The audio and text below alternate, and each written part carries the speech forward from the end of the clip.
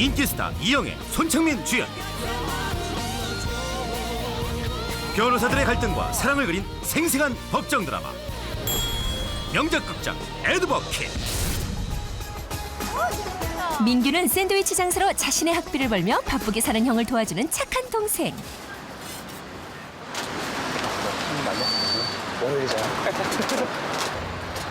커피하고요, 야채 샌드위치 주세요. 예, 가져가실 거죠? 오늘은 먹고 갈 거예요. 시간 있어요. 드셔야죠. 은지는 변호사 사무실을 다니며 사법고시를 준비하고 있는데 그 4번입니다. 무기징역에 해당되는 범죄는 공소시효가 10년입니다. 저희 고시 공부하거든요.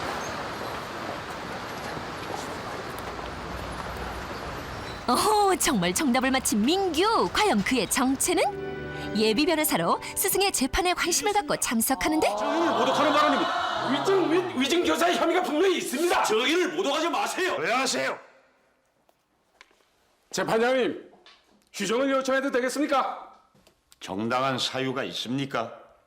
남규모 과장이 방금 사망했습니다. 의뢰인의 사망 소식으로 법정은 술렁이고 결국 재판이 중단되는데 법정에서 공방이 치열한 이 사건의 내용인즉 과로와 스트레스에 시달리던 남 과장이 출근길에 심장마비를 일으켜 사고를 당해 중태에 빠지게 되고 그의 가족들이 과로로 인한 산재보상 소송을 의뢰했던 것인데 피고 측 변호를 맡은 대형 로펌의 대표 서승권은 최고 엘리트 오준성에게 사건 의뢰를 맡기고 오 변호사가 맡아줘야겠어. 겉으로 보기엔 3, 4억의 게임이지만 잠재적으로는 수백억이 걸린 게임이야. 팀을 새로 구성하고 전략을 짜게. 알겠습니다. 규모로 상대가 되질 않지만 정의감으로 소송을 열심히 준비하는 정형만 변호사. 우리 형 잘했지. 오랜 지병을 앓고 있던 전 변호사는 소송 준비로 힘들어하는데 괜찮으세요? 피고 측 변론 시작하세요. 양원선 양을 증인으로 부르겠습니다. 법정에 선 오준성은 새로운 증인을 내세우고 그날 남 과장의 사고 차량에 여자가 동승하고 있는 걸 분명히 보셨습니까? 네, 분명히 봤습니다. 사고가 나서 뛰어갔더니 그 여자가 앞문을 열고 튀어나왔습니다. 남경모 과장은 그 여자를 태우고 좌회전을 하려고 했습니다. 그럼 그 뒤를 따르던 목격자가 이미 확인을 했습니다. 분명히 회사 가는 길에서 벗어나고 있었던 것입니다. 좌회전을 하면은 바로 교회로 빠지는 길이 나옵니다. 그곳에는 러브 호텔이다 불리는 유락시설이 모여 있습니다. 재판장님, 악의 잔혹책입니다. 무려 10km 이상 떨어진 곳을 방향만 갖다.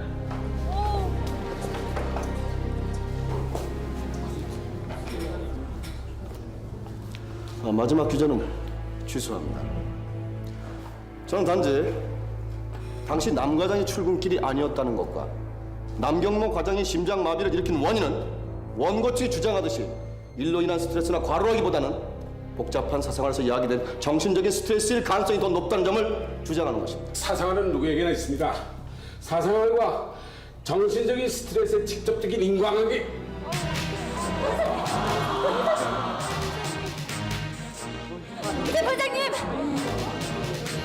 재판장님 올려주는 불러주세요. 더 이상 재판을 할 수 없는 전 변호사는 민규에게 소송을 부탁하는데 나도 자신 없어. 의뢰인에 대한 신뢰만 있을 뿐이지.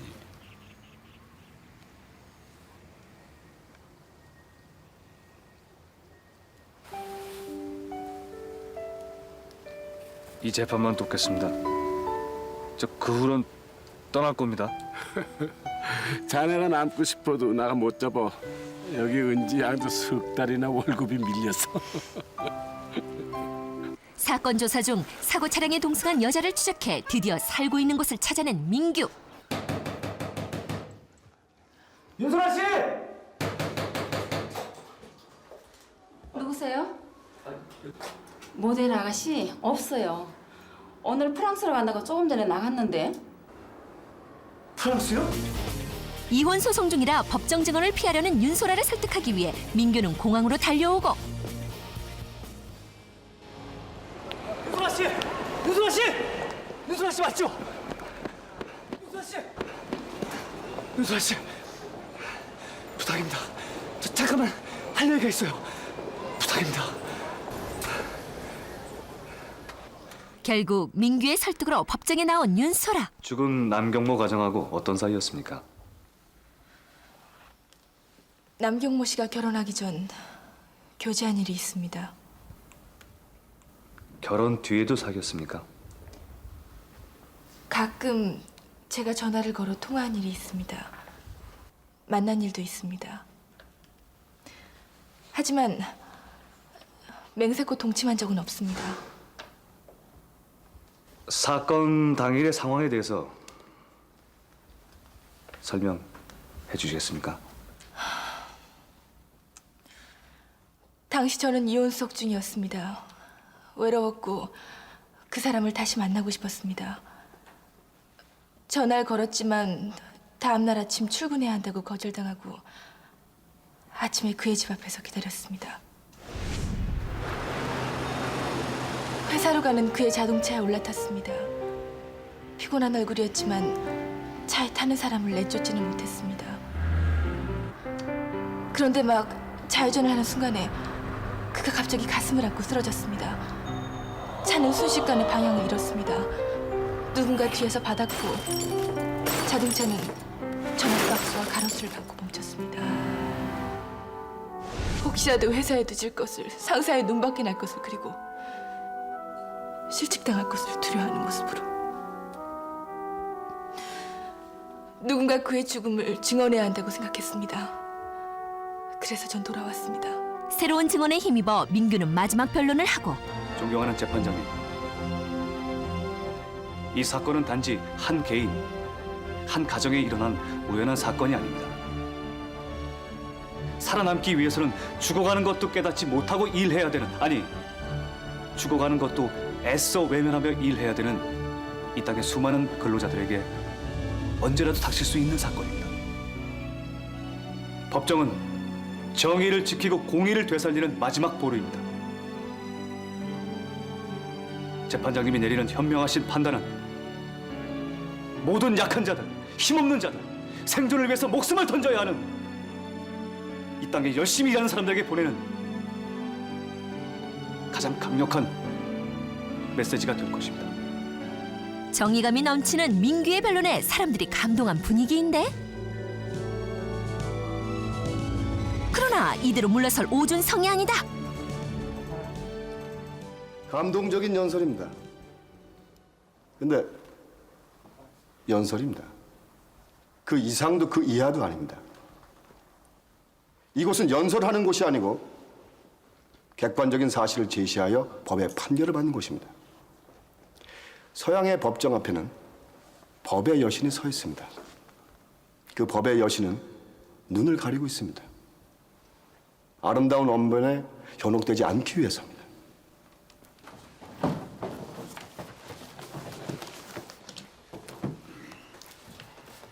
판결하겠습니다. 남경모 씨의 죽음과 관련한 원고 측의 주장에 충분한 개연성과 가능성은 있습니다. 그리고 그 가능성을 구체적으로 입증하는 것은 현실적으로 매우 난해한 문제라고 생각됩니다. 그럼에도 여전히 그의 죽음과 그가 직장에서 받았던 스트레스 사이에 배타적이고 필연적인 인과관계를 증명하는 일은 이 사건의 핵심 요소로 기여하다고 보았습니다. 그러나 원고 측은 그것에 실패한 것으로 판단됐습니다. 이에 따라 원고 일부 승소로 피고 측은 원고에게 1억 5천만 원을 지급하도록 판결하는 바입니다. 결론적으로 재판에서 지고만 민규. 하지만 전 변호사는 민규에게 자신을 대신해 변호사 사무실을 맡아달라고 제안을 하고, 저로서의 영광입니다. 고맙네. 감사합니다. 새로 오신 변호사님이신가? 네. 어서 오십시오. 어떻게 오셨습니까? 차 타고 왔어. 나 이동관이야. 언제 애들? 예? 예. 잘 뵙겠습니다. 그 젊은 사람이 오니까 이제 좀 일이 되겠구만. 아이고, 이 형만 완전히 이빨이 빠졌어. 언니, 여기 주문 좀 받아. 야, 뭐 최고로 맛있는 걸 시켜. 그 연수원서도 성적이 좋았다고. 형만 형이 그러대. 생긴 것도 멀쩡하고. 근데 어쩌다 자넨 이렇게 삼류 같은 사무실로 빠졌어? 아빠. 여기 희망이 없어. 사람이 능력에 맞춰서 살아야지. 응? 저녁에 집에서 봐요, 아빠. 나 오늘 집에 안 들어간다. 나 진상 등상양길이다. 아무리 티격태격해도 다정한 부녀지간인 동건과 은지. 한편 영화 관람을 마치고 사이좋게 나오는 부녀를 유심히 관찰하는 서승권. 사실 서승권과 이동건은 과거에 악연이 있었는데 미안하네. 그동안 고생 많았어. 그만 나가봐. 미안하다는 말 한마디로 끝날 줄 알았어? 내가 여기 이유 없이 있는 동안 내 딸년이 죽었어. 애비가 갇혀 있는 동안 배고파 죽은 딸년 시신도 못 거뒀어. 내 당신 가만 안 두겠어. 두고 봐. 두고 보라고. 복수를 외친 이동건과 실종된 딸이 연관이 있을 거라 의심한 서승권은 계속 이동건의 행방을 찾아다니는데 법정에서 본 은지가 혹시 실종된 딸이 아닐까 의문을 품는다. 한편 드디어 사무실에 의뢰가 들어왔는데 국선 면허요? 우리처럼 가난한 변호사 사무실엔 가끔 국선 변호가 배정되거든요. 유광정기라는 회사에 다니는 사람인데 폭행이에요. 어디 가세요? 피고인 접견하러요. 접견이요? 네. 변호하려면 의뢰인 접견을 해야죠. 국선 변호는 그냥 대충 한다는데. 그냥 대충 넘어갈 사건은 없습니다. 갔다 올게요. 의뢰인을 접견하면서 민규는 근로자들의 가슴 아픈 사연을 듣게 된다. 회사에서는 우리를 전부 강제 퇴직을 시켰고 다들 나갔고 이제 이렇게 32명이 버티고 이렇게 앉아 있는 거야.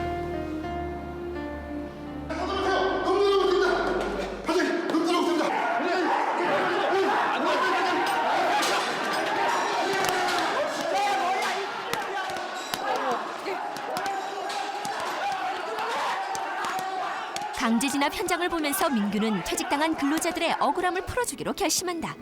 이 사건 한번 열심히 뛰어볼 겁니다. 그래서 과연 내가 생각하는 정의가 이런 경우에도 적용되고 또 이루어질 수 있는지 철저히 싸워볼 겁니다. 도움이 된다면 도울게요, 전. 고시 공부는 어떻게 하고요?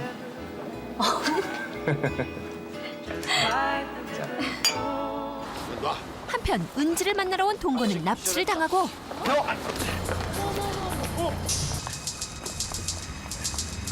그 모습을 은지가 보고 놀라 쫓아가는데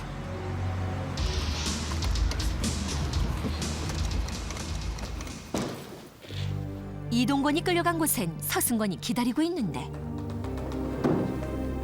용케도 피해다녔군. 이런 식으로 보자 그래서 미안하네. 맞지?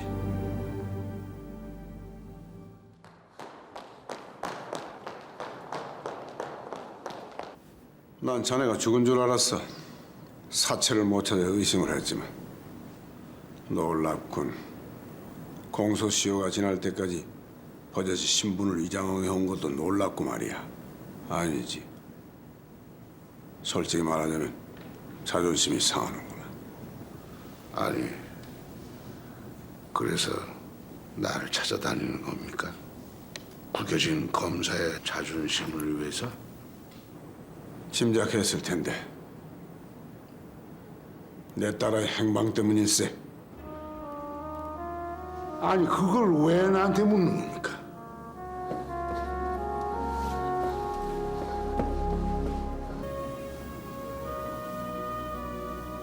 첫째 아이, 당신 때문에 죽었습니다. 우리 은지, 애엄마, 나한테 주고 간 유일한 희망입니다.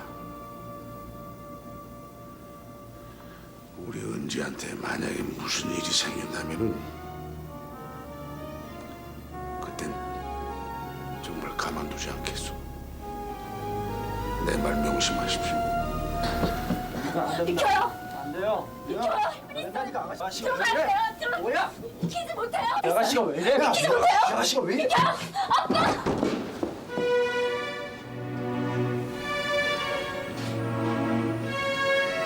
지금 뭐 하시는 거예요? 아빠를 왜 납치하시는 거냐고요? 오해가 있는 것 같은데. 제 눈으로 똑똑히 봤어요. 밖에 있는 사람들이 아빠를 강제로 끌고 가는 걸 봤다고요. 법정에서 승소하기 위해 수단 방법 가리지 않으시더니 늘 이런 식으로 하세요? 이렇게 함부로 해도 되는 거냐고요? 은지야, 너 그런 게 아니다. 아빠, 만날 일이 있어서 온 거야.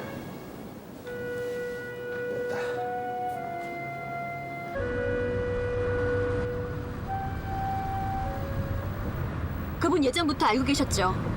대체 어떤 관계예요? 글쎄 네가 신경 쓸 일이 아니라니까.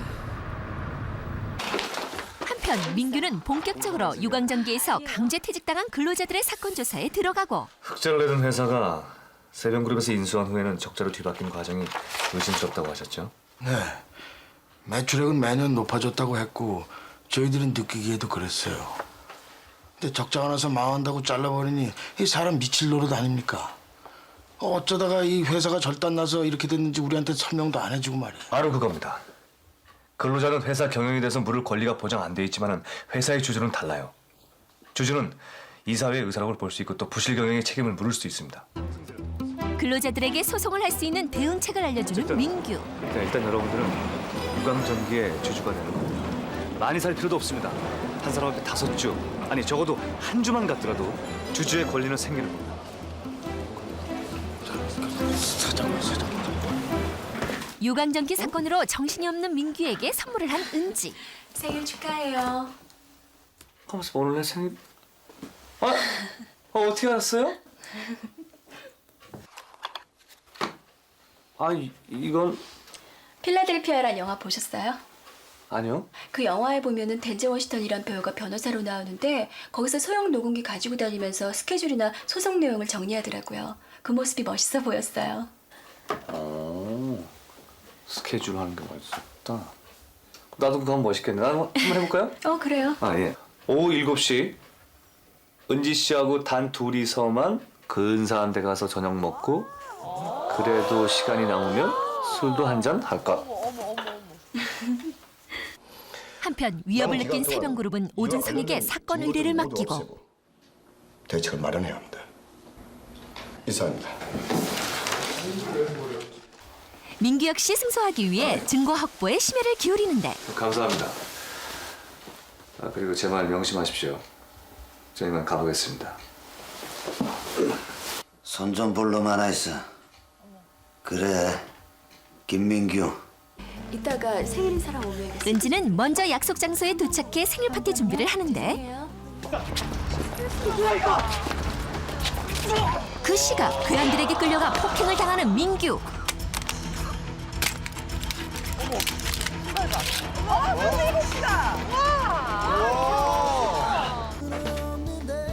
계속 기다리던 은지는 뒤늦게 도착한 민규를 드디어 만나고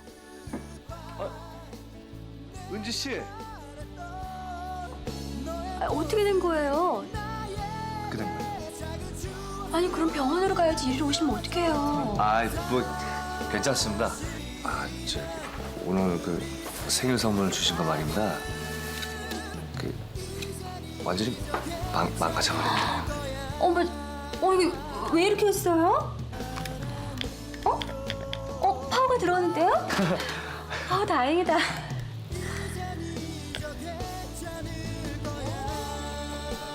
이야 근사하다. 빨리 끄세요. 이젠 파트너가 아닌 이성으로서 서로에게 애정이 싹 트는 두 사람. 생일 축하드려요. 네, 고맙습니다.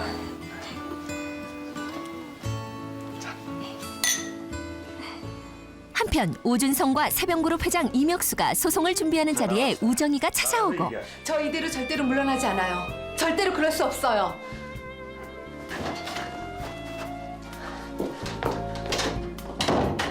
배신을 당한 우정이는 민규를 찾아왔는데 의뢰하실래요, 그죠? 유광전기 소액주주 대표 소송을 하고 계신 걸 알고 왔습니다. 네.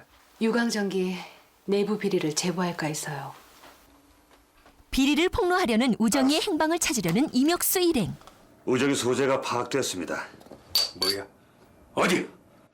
마포 수정 오피스텔 705호입니다. 더 이상 잡음 없게 처리해. 알겠습니다. 아무리 의뢰인이지만 갖은 불법과 만행을 저지르는 이명수를 계속 도와야 할지 준성은 갈등하고,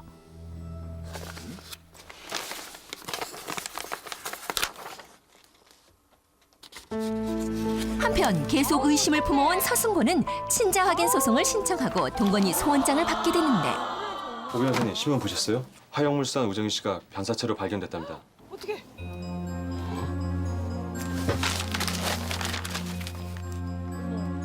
준성은 이명수 일당이 우정희를 살해했음을 확신하고 민규를 만났는데,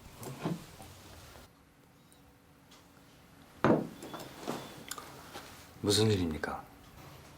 의뢰인의 비밀을 누설할 수 없는 준성은 민규에게 이명수의 음모를 밝혀달라고 도움을 청한다.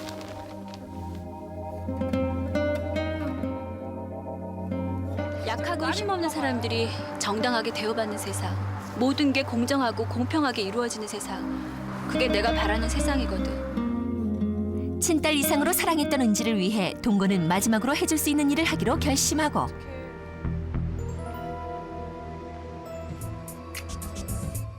바로 새병그룹에 몰래 들어가 비리가 적힌 기밀 문서를 훔치기로 한 것인데,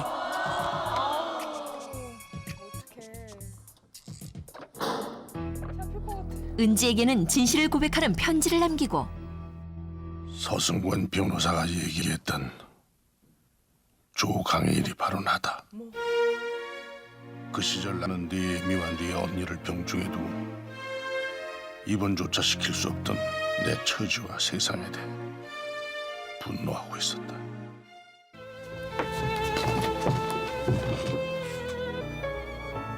평생을 들키지 않고 같이 살기를 바라고 난 매일 밤마다 매 순간마다 빌고 또 빌었다. 아빠 그럼 끝까지 지켰어야죠. 끝까지 지켰어야죠. 난 뭐예요? 나 어떻게 되는 거예요? 어떻게 이럴 수가 있어요, 아빠? 동건이 훔친 결정적인 증거를 전해받고 재판장에 온 민규는 은지를 기다리지만, 김 변호사님, 전 당분간 서울을 떠납니다. 아무리 애를 써도 제가 살아온 지난 세월을 받아들일 수가 없어요.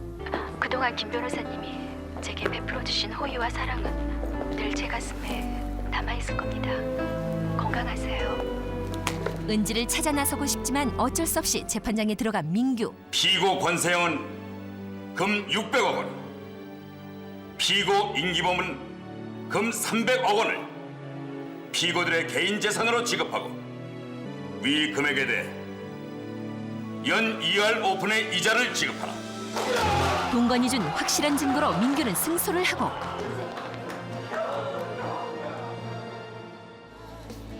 재판이 끝나고 기차역으로 달려간 민규.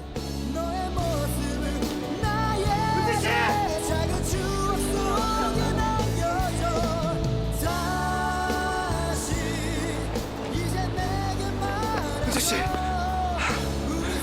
은지 씨가 꼭 들어야 할 말이 있어요. 아버님은 은지 씨가 가장 바라는 걸 마지막으로 해주고 싶으셨답니다. 그래서 세병의 비밀 금고를 열어서 디스켓을 빼내오신 거예요. 난 은지 씨가 꼭 필요합니다. 언제나 힘없는 사람들 편에 설 수 있도록 늘 내 곁에 있어주세요.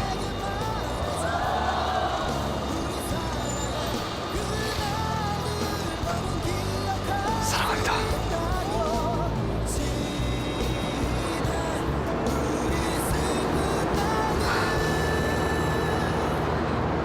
사랑해요.